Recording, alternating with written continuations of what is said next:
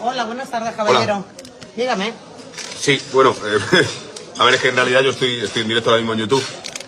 Tengo 2.460 personas y yo les he dicho que les iba a hacer una review de las comidas suyas para probarlo y tal y cual. Y está todo muy bueno, está todo estupendo. Lo que pasa es que me han traído aquí un papel que no tiene mucho sentido. Porque yo es que esta sección se llama Cosas Gratis. No sé si la ven. No, Sí. la verdad que yo a usted no le conozco. ¿Qué tal? Yo soy Borja. Entonces, Borja, una estrella a nivel mundial, muy famoso. perfecto. Le han pasado simplemente lo que usted ha comido.